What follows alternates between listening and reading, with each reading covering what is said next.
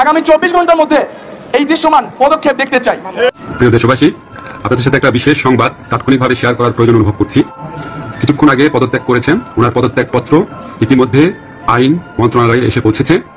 দুইটা ইম্পর্টেন্ট বিষয় নিয়ে আমাদের কথা বলার আছে। প্রথম বিষয়টা হচ্ছে আমরা ইতিমধ্যে খবর পেয়েছি যে এবং সর্বশেষ জানাবো দীর্ঘ 15 বছরের মাফিয়া প্রধানমন্ত্রী শেখ হাসিনার মানবাধিকার লঙ্ঘন নিয়ে একযোগে আন্তর্জাতিক মানবাধিকার সংগঠনের মামলা, ফাঁসি হবে হাসিনার। থাকছে বিস্তারিত। সম্মানিত দর্শক, আসসালামু আলাইকুম। নতুন একটা নিউজ ভিডিওতে আপনাদের জানাচ্ছি স্বাগতম। এইমাত্র পাওয়া তাজা এবং গরম খবর। প্রিয় দর্শক বন্ধুরা, আজকের এই ভিডিওতে আপনারা দেখতে চলেছেন স্বরাষ্ট্রমন্ত্রীকে কিভাবে গণদোলাই দিল সাধারণ জনগণ। সেই বিষয়টি আজকে বিস্তারিতের মাধ্যমে সবকিছু দেখতে পারবেন। শেষে আজকের এই ভিডিও দেখতে পারবেন আওয়ামী লীগ এবং শেখ হাসিনার কিন্তু 12টা বাজিয়ে দিয়েছেন ডক্টর আসিফ স্যার। এমন তথ্য কিন্তু আমাদের সামনে এসেছে ভিডিওর ফুটেজের মাধ্যমে, সব কিছু দেখতে পারবেন। বেশি কথা না বলে আপনাদের বিস্তারিত ভিডিওতে নিয়ে যাবো। সেই সাথে আজকের এই ভিডিওতে আপনারা দেখতে চলেছেন কীভাবে ধ্বংস হয়ে যাচ্ছে এবং কীভাবে ডক্টর ইউনূস এই বাংলাদেশকে ভালোভাবে উজ্জ্বল করছে, কীভাবে ধ্বংস করেছিল শেখ হাসিনা। শেখ হাসিনা সরকার ভালো না, ডক্টর ইউনূস সরকার ভালো, সেই বিষয়টি নিয়ে কিন্তু কঠিনভাবে মুখ খুলেছে। প্রিয় দর্শক বন্ধুরা, গণমাধ্যমের মাধ্যমে আমরা সেই তথ্যগুলো জানতে পেরেছি। আজকের এই ভিডিওটি স্কিপ না করে সম্পূর্ণ দেখবেন, অনেক কিছু জানতে পারবেন এবং বুঝতে পারবেন। বেশি কথা বলবো না, আপনাদের বিস্তারিত ভিডিওতে নিয়ে যাবো। বিস্তারিত ভিডিওটি দেখার আগে একটা রিকোয়েস্ট, যারা এখন এই চ্যানেলটি সাবস্ক্রাইব করে রাখেন, এই চ্যানেলটি সাবস্ক্রাইব করে দিয়ে পাশে থাকা বেল আইকনটি বাজিয়ে রাখুন। ইতিমধ্যে সাবস্ক্রাইব করে দিয়েছেন, সকলকে জানাচ্ছি অসংখ্য ধন্যবাদ। প্রিয় দর্শক বন্ধুরা, চলুন তাহলে এই ভিডিওতে একটি লাইক দিয়ে আমরা ধারাবাহিকভাবে সেই বিস্তারিত ভিডিওগুলো মোবাইলের স্ক্রিন থেকে এরপর এক দেখে আসি। দুইটা ইম্পর্টেন্ট বিষয় নিয়ে আমাদের কথা বলার আছে। প্রথম বিষয়টা হচ্ছে আমরা ইতিমধ্যে খবর পেয়েছি যে বাংলাদেশের প্রায় 15টি ব্রিজে যে টোল দেওয়ার যে ব্যবস্থাটি, এইটি বন্ধ করে দেওয়া হয়েছে স্টুডেন্টদের কথা বলে। আমাদের জায়গা থেকে স্পষ্ট বার্তা, এটি রাষ্ট্রের একটি যে আয়, এই আয়ের একটি অংশ এই ব্রিজগুলোতে যে টোল দেওয়ার বিষয়টি। সো কেউ স্টুডেন্টদের কথা বলে হোক, বৈষম্য বিরোধী ছাত্র আন্দোলনের কথা বলে হোক, এই নামের অপব্যবহার করে কেউ বাংলাদেশের কোথাও ভুলে এই কাজ করবেন না। প্রত্যেকটি ব্রিজে টোল দিবে, এমনকি বৈষম্য বিরোধী ছাত্র আন্দোলনের ব্যানারে কোনো যদি ত্রাণের ট্রাকও বাংলাদেশের যে কোনো জায়গায় যায়, সেই ট্রাকও টোলের টাকাটি দিয়ে তারপরে যাবে। কারণ এই রাষ্ট্রকে যদি আমরা স্টেবল করতে চাই, আমার রাষ্ট্রের যে অর্থনৈতিক অবস্থা সেটিকে স্টেবল করতে হবে। কিন্তু ক্ষমতার অপব্যবহার করার যে নোংরা সংস্কৃতি ছিল এত বছর ধরে, এখন আপনি যদি সামান্য কিছু একটি অস্থিতিশীল অবস্থা দেখে আবার সেই ক্ষমতার অপব্যবহার করেন এবং আপনার কথা মতো কোনো একটি জায়গায় ব্রিজে টোল দেওয়া বন্ধ করে দেন কিংবা কোনো একটি স্টিকার দেখে পার হয়ে যান, এটিকে আমরা কোনোদিনও সমর্থন করি না। আমাদের জায়গা থেকে স্পষ্ট বার্তা, অবশ্যই প্রত্যেকটি ব্রিজে এই টোল যেটি সেটি টোল দিয়ে যেতে হবে। এবং আরেকটি হচ্ছে যেটি, যখন এই ব্রিজে কোনো একটি গাড়ি এভাবে ত্রাণের কথা বলে বা অন্য কোনো প্ল্যাটফর্মের কথা বলে টোল ছাড়া চলে যাচ্ছে, আরো অনেক গাড়ি আসলে টোল ছাড়া এভাবে ওই গাড়ির সাথে চলে যাচ্ছে। এই যে অপসংস্কৃতিটি কিংবা ক্ষমতার অপব্যবহারের যে নোংরা বিষয়টি, এটি আমরা কখনোই সমর্থন করি না। রাষ্ট্রের যে আয়ের সেক্টরগুলো রয়েছে সেগুলো সুন্দরভাবে চলতে হবে রাষ্ট্রের সুন্দরভাবে চলার জন্য। আরেকটি গুরুত্বপূর্ণ বিষয় যেটি আমরা দেখতে পাচ্ছি, বিগত 16 বছরে আওয়ামী লীগ ফ্যাসিস্ট সরকার কি করেছে, তার ক্ষমতার অপব্যবহার করেছে। আওয়ামী লীগ বাদে অন্যান্য যত রাজনৈতিক দল ছিল, ওই রাজনৈতিক দলগুলোকে বিভিন্ন মিথ্যা মামলা দিয়েছে, হয়রানি করেছে, চাঁদাবাজি করেছে কিংবা তাদেরকে এলাকা ছাড়া করেছে, যেটিকে আমরা কখনোই সমর্থন করি না। বলে আজকে 16 বছর পরে হলেও ছাত্র জনতার গণঅভ্যুত্থানের মধ্য দিয়ে আওয়ামী লীগের পতন হয়েছে, আওয়ামী লীগ দেশ ছাড়া হয়েছে। কিন্তু আজকে যদি এই গণঅভ্যুত্থানের পরেও আমরা দেখি অন্য কোনো একটি দল বা অন্য কোনো একটি দলের নেতাকর্মীরা ঠিক একই কাজটি করে, তাহলে আপনারা এই আওয়ামী লীগ থেকে কি শিক্ষা নিলেন? একটা জিনিস মনে রাখবেন, আমরা আসলে এই নির্যাতকের পরিবর্তন চাই না, আমরা এই নির্যাতনের যে সিস্টেমটি সেটির পরিবর্তন চাই। আমাদের জায়গা থেকে স্পষ্ট বার্তা, আপনাদের চোখের সামনে স্টিল জ্বলন্ত অনেকগুলো উদাহরণ রয়েছে, সেগুলো থেকে শিক্ষা নিন, না হলে জনগণ আপনাদেরকে আস্থা করে নিক্ষেপ করবে। আমরা যেন এটি না দেখি যে কাউকে আবারও মিথ্যা মামলার ওই চক্রটিতে যেতে হচ্ছে, কাউকে আবারও কোনো দোষ ছাড়া বিনা দোষে ঘর বাড়ি ছাড়া করা হচ্ছে, ঘর বাড়ি ভেঙে দেওয়া হচ্ছে কিংবা তাদেরকে নির্যাতনের শিকার করা হচ্ছে, কিংবা আমরা শুনছি দেশের বিভিন্ন জায়গায় একটি চাঁদাবাজির নতুন চক্র গড়ে উঠছে। আমরা আপনাদেরকে স্পষ্ট করে বলতে চাই, আমরা আমাদের জায়গা থেকে বৈষম্য বিরোধী ছাত্র আন্দোলন এই সকল ক্ষমতার অপব্যবহারের বিপক্ষে এবং আমরা এগুলোর বিপক্ষে সবসময় কথা বলে যাব।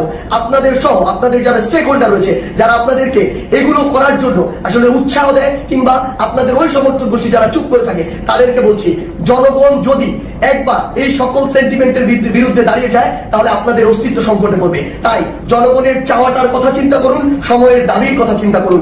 যদি আপনার নাম ভাঙিয়ে কিংবা আপনার কেউ একজন রুট লেভেলে এই কাজগুলো করে, দিন শেষে ব্লেম কিন্তু আপনার উপরেই আসে। তো এই জিনিসটি মাথায় রেখে পুরো বাংলাদেশে এই যে নতুন আরেকটি 16 বছরের যে বিভিন্ন চিত্র ছিল, উদাহরণ ছিল, সেগুলোর যে নতুন আরেকটি এক্সটেনশন কেউ কেউ তৈরি করছে নতুন করে কিংবা নতুন আরেকটি সংস্কৃতি কন্টিনিউ করার চেষ্টা করছে, আমাদের জায়গা থেকে স্পষ্ট বার্তা, আমরা এটি সমর্থন করি না। এবং আমরা অন্তর্বর্তীকালীন সরকারকে স্পষ্ট করে বলতে চাই, আইন শৃঙ্খলা রক্ষাকারী বাহিনীর মাধ্যমে, বিচার বিভাগের মাধ্যমে যারা এই মিথ্যা মামলা থেকে শুরু করে চাঁদাবাজি, নির্যাতন, হয়রানি, ঘরবাড়ি ভাঙচুর এরকম কোনো কিছুর সাথে জড়িত, তাদেরকে স্পষ্টভাবে আইনের আওতায় আনা হোক বৈষম্য বিরোধী ছাত্র আন্দোলনের পক্ষ থেকে। রাষ্ট্রপতি গতকাল বলেছিলেন যে অনতিবিলম্বে তিনি জাতীয় সংসদ বিলুপ্ত করবেন, কিন্তু আমরা এখনো দেখছি যে একটি অভ্যুত্থানের পরেও এই ফ্যাসিস্ট হাসিনার জাতীয় সংসদ রয়ে গেছে। আজ দুপুর 3টার মধ্যে এই ফ্যাসিস্ট হাসিনার যে জাতীয় সংসদ, সেই সংসদের বিলুপ্তি ঘোষণা করতে হবে।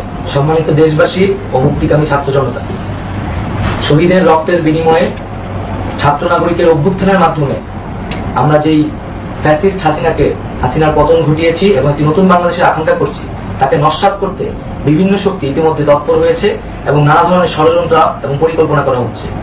আমরা মুক্তিকামী ছাত্র জনতার পক্ষ থেকে স্পষ্টভাবে বলতে চাচ্ছি যে এই বাংলাদেশকে ফ্যাসিবাদী রেজিম থেকে মুক্ত করার জন্য এবং একটি নতুন বাংলাদেশ, জনগণের বাংলাদেশ প্রতিষ্ঠার জন্য সকল ধরনের ষড়যন্ত্রকে নস্যাৎ করার জন্য, প্রতিহত করার জন্য বাংলাদেশের ছাত্র জনতা কিন্তু সদা প্রস্তুত রয়েছে। আমরা দেখতে পাচ্ছি নানান জায়গায় লুটপাট, সহিংসতা এবং সাম্প্রদায়িক হামলার মতো ন্যাক্কারজনক ঘটনা ঘটছে। আমরা এর তীব্র নিন্দা জানাচ্ছি এবং আমরা মুক্তিকামী ছাত্র জনতার প্রতি আহ্বান জানাচ্ছি যে এই ধরনের ঘটনাকে প্রতিহত করার জন্য আমাদেরকে প্রস্তুত থাকতে হবে, আমাদেরকে দায়িত্ব নিতে হবে। কেউ যাতে এই আন্দোলনকে নস্যাৎ করার জন্য এই ধরনের ঘটনা ঘটানোর সুযোগ না পায়, সেদিকে আমাদের সদা সতর্ক থাকতে হবে।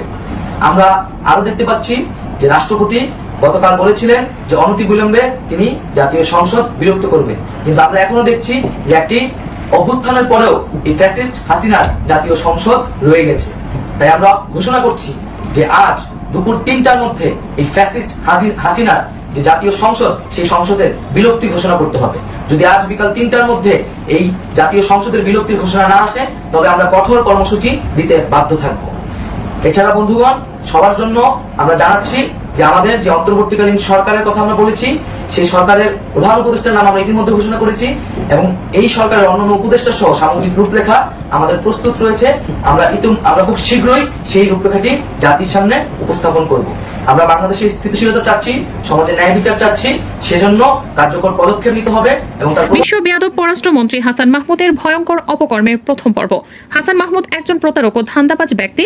তার বাবা মুক্তিযোদ্ধা ছিলেন না, অথচ তিনি জোরপূর্বক ক্ষমতার অপপ্রয়োগ ঘটিয়ে তাকে মুক্তিযোদ্ধার তালিকায় অন্তর্ভুক্ত করেন। হাসান মাহমুদের ভাই খালেদ মাহমুদের মালিকানাধীন 21 পত্রিকাতে হাসান মাহমুদের বাবা সম্পর্কে লেখা হয়, চট্টগ্রামে খ্যাতিমান আইনজীবী প্রয়াত নুরুস্তফা তালুকদার জ্যেষ্ঠ সন্তান হাসান মাহমুদের জন্ম 1963 সালে 5 জুন চট্টগ্রামে। তার বাবা চট্টগ্রাম আইনজীবী সমিতির সভাপতি এবং 2 মেয়াদে বৃহত্তর চট্টগ্রামের পাবলিক প্রসিকিউটর ছিলেন। অর্থাৎ এই লেখার কথাও তার বাবার নুরুস্তফা তালুকদারকে মুক্তিযোদ্ধা হিসেবে দাবি করা হয়নি, অথচ প্রতারক হাসান মাহমুদের গ্যাজেটে অন্তর্ভুক্তির জন্য বাছাইকৃত নতুন অন্তর্ভুক্তির তালিকায় 2য় নম্বরে তার বাবার নাম ঢুকিয়ে দেয়। ভুয়া মুক্তিযোদ্ধার এই তালিকায় হাসান মাহমুদ কৌশলে তার বাবার নাম ঢুকিয়ে দিয়ে ভেবেছেন কেউ হয়তো জানবে না। গোয়েন্দা সূত্রে আমরা সেই তালিকার কপি উদ্ধার করেছি। এভাবে জালিয়াতির মাধ্যমে মুক্তিযুদ্ধের তালিকা অন্তর্ভুক্তির জন্য হাসান মাহমুদকে নিশ্চয় একদিন বিচারের কাঠগড়ায় দাঁড়াতে হবে। স্বরাষ্ট্রমন্ত্রী হাসান মাহমুদ ক্ষমতার অপব্যবহার করে চট্টগ্রামের রাঙ্গুনিয়াতে এমন কোনো অপকর্ম নেই যা তিনি করছেন না। বিরোধী দলের উপর নির্যাতনকারী দুর্নীতিবাজ এই পুলিশ কর্মকর্তা হলেন এসআই সুমন। যুগান্তর পত্রিকাতে প্রকাশিত ফেসে যাচ্ছেন এসআই সুমন শিরোনামে এক সংবাদে লেখা হয়, দুদকের অনুসন্ধানে 16,91,000 টাকার অবৈধ সম্পদ অর্জনের প্রমাণ মিলছে রাঙ্গুনিয়া থানা পুলিশের এসআই সুমনের বিরুদ্ধে। সুমনের অন্যায়ের প্রতিবাদ করেছিলেন রাঙ্গুনিয়া থানার সদ্য বদলিকৃত ওসি মাহবুব আলম মিল্কি। এর ফলে একদিনের নোটিশে তাকে বদলি করে নিজের পছন্দের চন্দন কুমার চক্রবর্তীকে রাঙ্গুনিয়া থানাতে ওসি হিসেবে নিয়োগ দেন হাসান মাহমুদ। চীনের মালিকানাধীন কোম্পানিটি সিআরসি সম্পূর্ণ নিজ ঘরে চট্টগ্রাম নগরীতে মেট্রো রেল নির্মাণের সম্ভাবনা যাচাই বা ফিজিবিলিটি স্টাডি করে নিতে চেয়েছিল, অথচ হাসান মাহমুদ চীনের প্রতিষ্ঠানকে বাদ দিয়ে নিজের পছন্দমতো কোরিয়ান প্রকল্প সহায়তাকারী প্রতিষ্ঠান। গতকালকে ডক্টর আসিফ নজরুল স্যারের বক্তব্যটার পর সোশ্যাল মিডিয়া প্ল্যাটফর্মে যারা এতদিন যাবৎ আওয়ামী লীগ নিয়ে সমালোচনা করতেন অথবা কি বলা হয় যে ডক্টর আসিফ নজরুলকে খুব কাছের মিত্র, বিশ্বস্ত ভাবতেন, ইভেন তিনি উপদেষ্টা পদে বসার পরেও খুব পজিটিভ যাদের ভূমিকা ছিল, সেখানে পিনাকি থেকে শুরু করে আরও অনেকেই কিন্তু এখন তাকে নিয়ে সমালোচনা করা শুরু করছেন। কিন্তু মিষ্টি কথা বলা দিন শেষে কালকে যে সিদ্ধান্ত তিনি দিলেন, আওয়ামী লীগের পক্ষে সিদ্ধান্ত দেয় সেটা তার ব্যক্তিগত মতামত দিয়েছেন বা আওয়ামী লীগকে দল হিসেবে নিষিদ্ধ করার যে ইস্যুটা, এই সিদ্ধান্তে আওয়ামী লীগের যে হাত পা ছিল অনেকগুলা ভেঙে গেছে। এতদিন যাবত আমরা দেখেছি আওয়ামী লীগের অনেক নেতাকর্মী বা এমপি মন্ত্রীরা অ্যারেস্টের পর হাসাহাসি করতেছিল, কারণ ভরসাটা কোথায় ছিল এই একটা নেগেটিভ পরিস্থিতিতেও আদালতের প্রতি। কারণ গত 15 বছর অ্যাটর্নি, সহকারী অ্যাটর্নি বা বিভিন্ন জায়গায় জেলা জজ বিচারপতি বিভিন্ন সেক্টরে যে সেটআপটা ছিল, ভাবতেছিল যে না ওইখানে গেলে খালাস পেয়ে যাবো, কিন্তু ডক্টর আসিফ নজরুল স্যার খেলা কিন্তু শেষ করে দিচ্ছেন।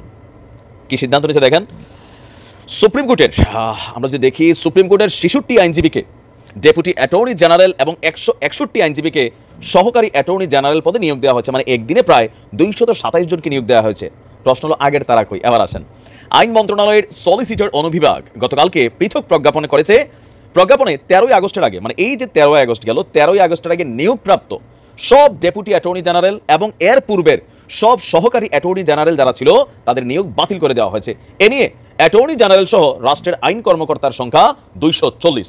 আপনার সলিসিটর রুনা নাহিদ আক্তারের সই করা ডেপুটি অ্যাটর্নি জেনারেল নিয়োগ সংক্রান্ত প্রজ্ঞাপনের ভাষ্য অনুযায়ী 13ই আগস্ট নিয়োগপ্রাপ্ত 9 ডেপুটি অ্যাটর্নি জেনারেল ব্যতীত এর আগে 12 তারিখ পর্যন্ত নিয়োগপ্রাপ্ত সব ডেপুটি অ্যাটর্নি জেনারেলের নিয়োগ আদেশ বাতিল করে রাষ্ট্রপতি the Bangladesh law officers order 1972-এর 3-1 অনুচ্ছেদের ক্ষমতা বলে পুনরাদেশ না দেওয়া পর্যন্ত বাংলাদেশ সুপ্রিম কোর্টের 66 আইনজীবীকে বাংলাদেশের ডেপুটি অ্যাটর্নি জেনারেল পদে নিয়োগ প্রদান করা হয়েছে। মানে এই ভাষাগুলো একটু পেঁচালে পোচালে কঠিন, তবে আমরা যেটা বুঝতেছি 5ই আগস্ট সাবেক প্রধানমন্ত্রী শেখ হাসিনা দেশ ছেড়ে যাওয়ার পরদিন অতিরিক্ত অ্যাটর্নি জেনারেল শেখ মোহাম্মদ মোর্শেদ পদত্যাগ করেছিলেন। পরদিন দেশের 16তম attorney general M Amin Uddin পদত্যাগ করেছিল।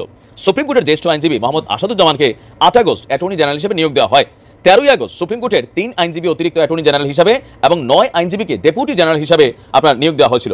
এর আগে বিগত সরকারের আমলে নিয়োগপ্রাপ্ত অতিরিক্ত attorney general, deputy attorney general অনেকে পদত্যাগ করেছিলেন, বাট যারা ছিলেন তাদেরকে এক ঠেলায় সাফ করে দেওয়া হয়েছে। এখন এটাতে কি ভূমিকা আসবে? অ্যাটর্নি জেনারেল, ডেপুটি অ্যাটর্নি তারা হচ্ছে রাষ্ট্রপক্ষ, বুঝেন তো? ধরেন রাষ্ট্রবাদী যে মামলাগুলো রাষ্ট্রপক্ষ, এখন ধরেন একজন দুর্নীতিবাজ এস আলম কথার কথা বা ওবায়দুল কাদের বা ধরেন যে কোনো একজন ব্যাংক লুটেরা বা একটা রাষ্ট্রীয় মামলার মতন একটা কাহিনীতে আটকে গেছে, এখন তার আইনজীবী এসে আদালতে জামিন চাচ্ছে, তাকে ডিফিট করবে কে? এই রাষ্ট্রীয় আইনজীবী যারা আছে, মানে attorney general, deputy attorney general বা সহকারী অ্যাটর্নি জেনারেল যারা আছেন তারা কিন্তু রাষ্ট্রের পক্ষে, সরকারের পক্ষে মামলাটা লড়ে।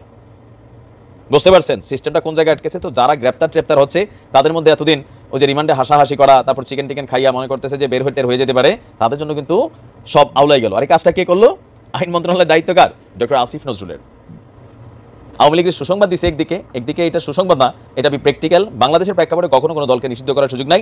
যদি কোনো সরকার করে আওয়ামী লীগের মতন, পরের দিন রেজাল্ট চেঞ্জ হয়ে যাবে বা সরকার পটভূমির সাথে এটা পরিবর্তন হবে। কিন্তু এখন যেটা করছে তিনি আসলে এই বড় খবরটাকে একটু ফোকাস থেকে সরে রাখার জন্য ওই খবরটা সামনে আসছে যে আওয়ামী লীগের রাজনীতি নিষিদ্ধ করার সমীচীন মনে করেন, কিন্তু তলে তলে কাম সেরে লেছে। তবে ইটস এ গুড সাইন। এই মুহূর্তে বিচার বিভাগের সংস্কার দরকার ছিল, আসলেই ছিল। গত কয়েক বছর যাবৎ জাস্ট হচ্ছে দল, পদ, পরিচয়। এর আগেও রাজনৈতিক সরকার আসলেই এখানে একটা খেলা শুরু হয়ে যায়, তারপরে হয়তো কিছুটা ভালো মন্দ থাকে, কিন্তু আমার মনে হয় যে সংস্কারটা এই জায়গাগুলোতে জরুরি। বিচার বিভাগের কাছে প্রত্যেকটা মানুষ বিচার প্রাপ্য। আমি আওয়ামী লীগ করি, আমি বিএনপি করি, জামাত করি, আমার বিরুদ্ধে একটা অন্যায় করেছে, রাষ্ট্র করেছে, পুলিশ করেছে, সাধারণ মানুষ করেছে, আমি বিচার বিভাগের কাছে গিয়ে কিন্তু নিরাপত্তা চাইবো, আমি বিষয়টার ফায়সালা চাইবো। সেখান থেকে যদি রাইট ফায়সালা না আসে, রাষ্ট্রের প্রতি সিদ্ধান্ত বদলা যায় মানুষের। তো একটা আলোচনা আমাদের সমাজে চলছে যেটাকে আমি সঠিক মনে করি না। এটা হচ্ছে বর্তমানে যে সরকারটা ক্ষমতাসীন আছে সেই সরকারটাকে আমরা অন্তর্বর্তীকালীন সরকার নামে ডাকছি। আমাদের স্লিপ অফ টাং মাঝে মাঝে কেউ আমরা তত্ত্বাবধায়ক সরকার বলে ফেলি, আমিও দু একবার হয়তো বলেছি। কিন্তু একটা ভুল তুলনা চলছে, একটা ভুল কম্প্যারিজন, সেটা হচ্ছে 1/11 যে সরকার ছিল আমরা সেটার সাথে বর্তমান সরকারকে তুলনা করছি। আমার কাছে যেটা খুব বড় ভুল বলে মনে হয়, এটা অন্যায়। এবং এই ভুলটা করলে আমাদের ভবিষ্যৎ পরিকল্পনা, আমাদের রাষ্ট্রটাকে আমরা কোন জায়গায় নিয়ে যেতে চাই, কিভাবে নিয়ে যেতে চাই, এতে কারা কারা স্টেক হোল্ডার্স আছে সেই হিসেবটা গরমিল হয়ে যাবে। মানে এই সরকার যখন ক্ষমতায় আসলো তখনই যেহেতু তারা একটা টিপিক্যাল নির্বাচন দিয়ে জিতে ক্ষমতায় আসেনি, তাই আমাদের যেটা হলো একটা সরকারের পতনের পর আরেকটা সরকার আসলো, এবং এটা অবশ্যই কোনোভাবে মিলিটারি কুর মাধ্যমে তৈরি হওয়া সরকার না। এটা আমি গতকালই কথা বলেছি, এটা একটা গণ অভ্যুত্থান। এটাকে দেশে বিদেশে কেউ কেউ এই প্রোপাগ্যান্ডা চালানোর চেষ্টা করতে পারে, which is totally wrong. So এই সরকারটা যখন আসলো, সেই সরকারটা কি করতে পারবে কি করতে পারবে না, তাকে নির্বাচনই শুধু দিতে হবে, নির্বাচনের সাথে রিলেটেড কাজে কি শুধু করতে হবে, এই আলাপগুলো আমাদের সোসাইটিতে শুরু হয়েছে। খুবই হেলদি আলাপ, এবং এটা দরকার। স্বাভাবিকভাবে যে দলগুলো নির্বাচন করতে চায়, যে দলগুলো নির্বাচিত হয়ে ক্ষমতায় যেতে চায়, তারা নির্বাচন চাইবেন, খুবই ন্যায্য চাওয়া, এবং সেই নির্বাচন করে ক্ষমতায় গিয়ে তারা তাদের মতো করে দেশটাকে চালাতে চান। এটাই রাজনৈতিক দলের কাজ। কিন্তু আমরা ব্যাক অফ দ্য মাইন্ড আমি খেয়াল করছি যারা এই ইস্যুগুলোতে কথা বলছি, তারা গুলিয়ে ফেলছি 1/11 সরকারের সাথে এই সরকারের পার্থক্য, প্রথম পার্থক্য, এবং সেই অনুযায়ী সম্ভবত এই আলাপগুলো আমাদের করতে হবে। পার্থক্য একটা না, কয়েকটাই আছে, কিন্তু প্রথম এবং প্রধান পার্থক্য হচ্ছে 1/11 সরকারটা আসলে একটা মিলিটারি সরকার ছিল, ওটা একটা কু ছিল আমরা বলতেই পারি। যদিও বহু সময় হয় যে দেশের পরিস্থিতি এমন দাঁড়ায় যে অনেকে হয়তো সেটাকে সমর্থন করে, আমি খুব স্পষ্টভাবে মনে করতে পারি 1/11 ঘটে যাওয়ার পরে সেই সরকার কি করেছে, তাদের এজেন্ডা কি ছিল, সেগুলো আমাদের কাছে পরবর্তীতে ক্লিয়ার হয়েছে। কিন্তু প্রাথমিকভাবে মানুষজন অনেকেই, আমি সবার কথা বলছি না, 1/11কে সমর্থন করেছিলেন। কিন্তু এটা একটা কু ছিল কেন বলছি, আমাদের প্রেক্ষাপটটা একটু মনে রাখা দরকার। সেবার বিএনপির অধীনে একটা নির্বাচন হতে যাচ্ছিল, বিএনপির অধীনেও কথাটা ঠিক না, আসলে একটা তত্ত্বাবধায়ক সরকার হয়েছিল, কিন্তু সেই তত্ত্বাবধায়ক সরকারটার ফরমেশন নিয়ে নানা রকম ডিবেট ছিল। সেই তত্ত্বাবধায়কটাকে ম্যানিপুলেট করার চেষ্টা হয়েছে, এই অভিযোগ বিএনপির বিরুদ্ধে ছিল। শেষ পর্যন্ত যেটা দাঁড়াচ্ছিল, একটা নির্বাচন হতে যাচ্ছিল যেখানে বিএনপি মেজর পার্টি, আরো যারা ছিল, কিন্তু আওয়ামী লীগ তার মনোনয়নপত্র প্রত্যাহার করে ফেলেছিল। এরশাদের মনোনয়নপত্র বাতিলকে কেন্দ্র করে আওয়ামী লীগ কিন্তু মাঠে আন্দোলন করছিল এই তত্ত্বাবধায়ক সরকার যেভাবে ফর্মড হয়েছে তার বিরুদ্ধে। একই সাথে তারা মনোনয়নপত্র দাখিল করেছিল, কিন্তু শেষ পর্যন্ত তারা মনোনয়নপত্র প্রত্যাহার করে নেয় এবং 2014 সালের 5 জানুয়ারি যে ধরনের একটা পরিস্থিতি হয়েছিল, বাংলাদেশ সেই ধরনের একটা নির্বাচনের দিকে এগিয়ে যাচ্ছিল। সেটা বিএনপি প্রধান দল এবং এই ধরনের নির্বাচন হলে কি হয় আমরা ধারণা করতেই পারি আগাম। সেই প্রেক্ষাপটে এসে একটু বলে নেওয়া ভালো, ওই সময় মাঠে এমন কোনো প্রতিবাদ, বিক্ষোভ, আন্দোলন কিচ্ছু হচ্ছিল না, খুব অল্প স্বল্প, খুব মেজর কিছু না যে এটাকে গণ অভ্যুত্থান বা মানে রাজনৈতিক দলই ঠিক মতো মাঠে ছিল না। আওয়ামী লীগই এমন কোনো পরিস্থিতি মাঠে রাখেনি যেটাতে মনে হতে পারে যে প্রচুর মানুষ এই সরকারের পতন চাইছে। সেই পরিস্থিতিতে হঠাৎ করে 1-11 হয়ে গেল এবং ওটা আসলে একটা কু, মানে সাইলেন্টও না, এটা যথেষ্ট ক্লিয়ার ছিল। মানে আমরা পরবর্তীতে বিভিন্ন এই কুশীলবদের লেখা, মনিউ আহমেদ লিখেছেন, বলেছেন, আরো যারা ইনভলভ ছিলেন অনেকেই সেটা নিয়ে কথা বলেছেন, তাতে ইট ওয়াজ ভেরি ক্লিয়ার মিলিটারি কাজটা করেছে। জাস্ট ডিফারেন্স হচ্ছে এটা একটা নতুন মডেলের কু, যেখানে মিলিটারি নিজে সামনে এসে ক্ষমতা নেয়। ক্ষমতা মিলিটারির হাতে ছিল, কিন্তু মিলিটারি ক্ষমতা সামনে এসে নেয়নি, মার্শাল ল দেয়নি, একটা সিভিল মুখোশ ছিল, যেখানে আমরা নিশ্চয়ই ফখরুদ্দিন আহমেদের কথা মনে আছে, এবং একটা উপদেষ্টা প্যানেল ছিল, তারা কাজ করেছে, কিন্তু ডিফ্যাক্টো শাসক আসলে দেশের মিলিটারি ছিল, এটা আমরা তখনও জানতাম। ওরাই সবকিছু করছে, পেছন থেকে সবই করছে, এবং কোনো জায়গায় সামনেও নিয়ে আসা হয়েছিল। আমাদের মনে থাকার কথা, দুদকে এক্স মিলিটারি চিফ জনাব হাসান মসুদ চৌধুরীকে আনা হয়েছিল, তারা তখন কি করছিলেন দেখেছি, এবং মিলিটারি আসলে দেশ চালাচ্ছিল। এবং এটা শোনা যায় যে জনাব মইনু আহমেদের স্বপ্ন ছিল সরাসরিও এটা নিয়ে নেওয়া যায় কিনা। সো এটা একটা মিলিটারি কু, ওটা জনগণের ম্যান্ডেট প্রাপ্ত সরকার না, যদিও আমি ক্লিয়ারলি মনে করতে পারি বহু মানুষ ওই সরকারকে সমর্থন করেছিল এবং শুরুর দিকে তাদের কিছু পদক্ষেপকে, সবাই না অনেকেই সমর্থন করছিল। পরবর্তীতে তারা একটা তালগোল পাকিয়ে ফেলে, আমরা কথ্য ভাষায় যে বলি লেজে গোবরে করে ফেলে, সে লেজে গোবরে পরিস্থিতি তৈরি হয়। এই সরকারটা কোনোভাবেই মিলিটারি কুয়ের সরকার না, এটা হলো মেজর পার্থক্য। এই সরকারও ম্যান্ডেট প্রাপ্ত, জনগণের ম্যান্ডেট প্রাপ্ত সরকার। এখন ঘটনা যেটা দাঁড়ায় সেটা হচ্ছে জনগণের ম্যান্ডেট ভোটের মাধ্যমে নেয়নি এই সরকার, কিন্তু আমরা মনে হয় বলতে পারি যে ইভেন আরো শক্তিশালী, আরো কঠোর ম্যান্ডেট এই সরকার পেয়েছে। এই সরকার একটা গণ অভ্যুত্থানের মাধ্যমে গঠিত হয়েছে, মানুষের রক্তের ওপরে দাঁড়িয়ে গঠিত হয়েছে, মানুষের আহত হওয়া, মানুষের দৃষ্টিশক্তি হারানো সবকিছুর বিনিময়ে এই সরকারটা তৈরি হয়েছে। সুতরাং এই সরকারের কিন্তু পপুলার ম্যান্ডেট আছে। আমি রিপিট করছি, সেই ম্যান্ডেট ইভেন নির্বাচনে চাইতে শক্ত কিনা সেই আলাপও আমরা করতে পারি, আমি ব্যক্তিগতভাবে তা মনে করি। তারপরও নিশ্চিতভাবে আমরা একটা ডেমোক্রেসি বলতে যেটা বুঝি, ডেমোক্রেসি মানেই হচ্ছে জনগণের ভোট নেওয়া, তার সম্মতি নেওয়া, সেটাও এই রাষ্ট্রে হতে হবে। আমরা দিনের শেষে ওই জায়গাটাতেই আমাদের যেতে হবে, ওটাই আমাদের মূল জায়গা, এটা নিয়ে ডিবেট নাই। কিন্তু এই সরকার কি করতে পারবে না পারবে সেটা নিয়ে যখন আমরা আলোচনা করি, তখন আমরা ভুলভাবে এটাকে 1-11 সাথে তুলনা করি। মানে এর কাজ হচ্ছে একটা নির্বাচন দিয়ে চলে যাওয়া, এবং সেটার জন্য নির্বাচনটাকে মোটামুটি ঠিকঠাকভাবে করার জন্য একটা নতুন নির্বাচন কমিশন তৈরি। আমাদের আগে নির্বাচন কমিশন এখনো রয়ে গেছে, একটা নতুন নির্বাচন কমিশন হবে বলে আমরা ধারণা করতে পারি যৌক্তিকভাবে। সেটা করতে হবে, তার সাথে একটু প্রশাসন পুলিশকে ঠিকঠাক করে নির্বাচন দিয়ে দাও। এবং সেটা এই যে 3 মাসের আলাপ, মজার ব্যাপার, এই 3 মাসের আলাপ আমরা দেখছি, 3 মাসের আলাপটাও যৌক্তিক না, কারণ হচ্ছে বাংলাদেশের কনস্টিটিউশনে এখন তত্ত্বাবধায়ক সরকারই নেই। সুতরাং তত্ত্বাবধায়ক সরকারের ওই 3 মাসের আলাপটা হতে পারে না। কেউ বলছে আর একটু বেশি যদি হয় আর একটু বেশি নেওয়া হোক, কিন্তু নির্বাচনই তার কাজ। এই একটা জায়গায় আমাদের মনে হয় ভুল হয়, এটা হওয়া উচিত না। বাংলাদেশের সামনে রাজনৈতিক প্রেক্ষাপট কি, রাজনৈতিক ভবিষ্যৎ কি, আমাদের নির্বাচন কখন হবে, কিভাবে হবে, রোড ম্যাপটা কি হবে, এই সরকার সংস্কার করবে কি করবে না, সংস্কার যদি করে কোন জায়গায় সংস্কার করবে, কোন জায়গায় সে হাত দেবে, কতটুকু সংস্কার সে করবে, এই যাবতীয় বিষয়গুলো আসলে ডিপেন্ড করছে অনেকগুলো স্টেক হোল্ডারের উপরে। রাজনীতির মাঠে রাজনৈতিক দলগুলো খুব গুরুত্বপূর্ণ স্টেক হোল্ডার্স, কোনো সন্দেহ নাই। এবং বিএনপি তার সবচেয়ে বড় রাজনৈতিক দল হিসেবে বিএনপি অনেক বড় একটা স্টেক হোল্ডার। জামায়াতের একটা গুরুত্বপূর্ণ সমর্থন আছে, এরকম আরো যারা আছে, ইভেন যাদেরকে আমরা ছোট রাজনৈতিক দল বলি, যাদের সমর্থন অনেক বেশি না, সবাই এই আলোচনা স্টেক হোল্ডার। এবং বিএনপিকে আমি স্টেক হোল্ডার হিসেবে আরো বড় হিসেবে একটা জায়গায় প্রেজেন্ট করতে চাই। বিশেষ করে এই সরকারের বিরুদ্ধে দীর্ঘকাল তারা আন্দোলন করেছেন এবং অনেক সাফার করেছেন। সুতরাং তারা আছেন, সমাজের অন্যান্য বিভিন্ন শ্রেণী পেশার মানুষ আছেন, সিভিল সোসাইটি আছে, এরকম আরো অন্যান্য জায়গা থেকে আসলে বাংলাদেশের সামনেটা কেমন হবে, নির্বাচন কবে হতে হবে, সংস্কার কেমন হবে, কি হবে, এই আলোচনা চলবে। কিন্তু এখানে একটা জরুরি ব্যাপার, এই সরকার নিজেও কিন্তু একটা খুব গুরুত্বপূর্ণ স্টেক হোল্ডার, কারণ এই সরকার একটা কুয়ের সরকার না, এই সরকার একটা জাস্ট হঠাৎ করে আশা চেপে বসা একটা সরকার না, এই সরকারও পপুলার ম্যান্ডেট প্রাপ্ত সরকার। সুতরাং যখন সামনে ওই আলোচনাগুলো হবে, এই সরকার কি চায়, এই সরকার মানে হচ্ছে তারা প্রতিনিধি, আমাদের যে ছাত্র জনতা এই আপরাইজিংটাকে লিড করেছে তাদের প্রতিনিধি, তারা আসলে কি চায়, কিভাবে চায়, সেটা একটা গুরুত্বপূর্ণ পয়েন্ট। আমি রিপিট করি, আমি মনে করছি না বা আমি বলছি না এই সরকার যাই চাইবে তাই হবে। আমি বহু জায়গায় আলাপ প্রসঙ্গে এই কথা বলেছি যে কোনো সংস্কার, কোনো রকম কোনো পদক্ষেপ যেটা জনগণের জন্য কল্যাণকর, সেই রকম পদক্ষেপও কখনো ফুললি এফেক্টিভ হবে না যদি আমরা আসলে মোটা দাগে এক ধরনের মতৈক্য তৈরি করতে না পারি। সব বড় স্টেক হোল্ডার, যারা গুরুত্বপূর্ণ স্টেক হোল্ডার, বিশেষ করে যারা ভবিষ্যতে পাওয়ারে আসবে, তাদের সাথে মোটা দাগে মতৈক্য হতে হবে। এই মতৈক্য হওয়া ছাড়া আসলে এটা খুব টাফ হয়ে যাবে। সুতরাং এটা মাথায় রাখতে হবে এবং সেই চেষ্টাটা তাদেরকে করতে হবে। কিন্তু আমরা যাতে কোনোভাবেই ভুলে না যাই যে সরকার শুধু এক ধরনের কি বলি আমরা, মেডিয়েট করা, তারা এক ধরনের কোঅর্ডিনেট করা, তারা মানুষকে নিয়ে আলাপ আলোচনার মাধ্যমে এটা করে তারা তাদের মতো করে সেটা নিয়ে চলে যাবে।